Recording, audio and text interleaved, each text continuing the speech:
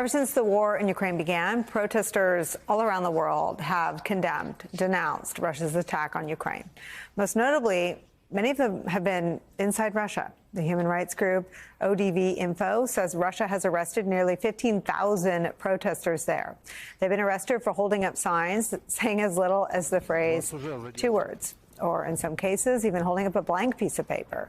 The crackdown is so broad. There's this video shot by an activist nonprofit organization posted online yesterday showing authorities detain one woman who's about to speak out in support of Russian actions. Ну, а те, кто, например, не выходит на митинги и кто считает, что военная операция, которую развернула наша страна, снимайте?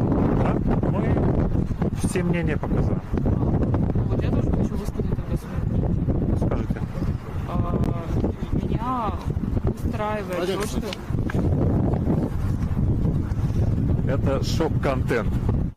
In response, thousands of Russians have begun to flee their country. The New York Times chronicled some of their stories. One 30-year-old Russian who fled to Turkey after getting arrested tells the New York Times this, quote, "It was like I was seeing the Soviet Union," she said of her last days in Moscow. "I was thinking that the people who left the Soviet Union in the 1920s probably made a better decision than those who stayed and ended up in the camps."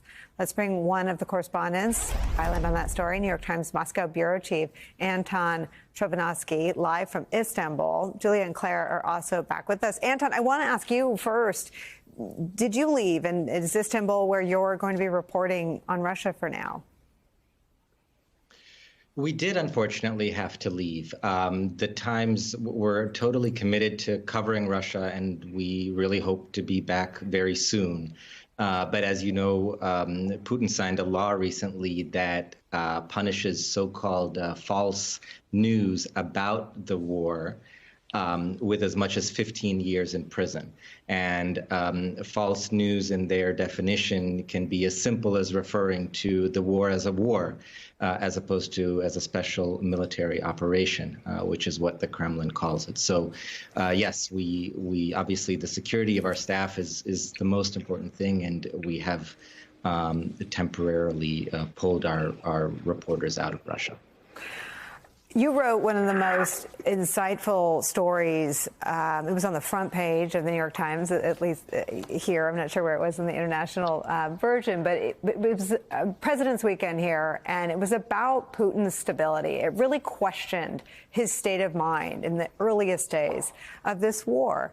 And I wonder if you can tell me how that may or may not influence the Russian people taking to the streets. I mean, do they think that he's acting of sound mind?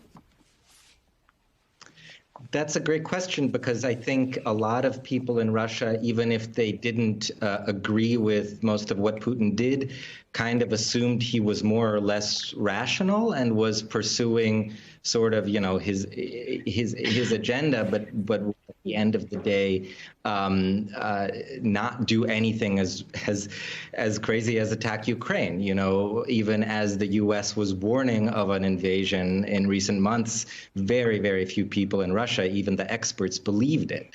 So given that shift and given what we see now Putin is capable of, there are certainly people in Russia that are horrified by what's going on.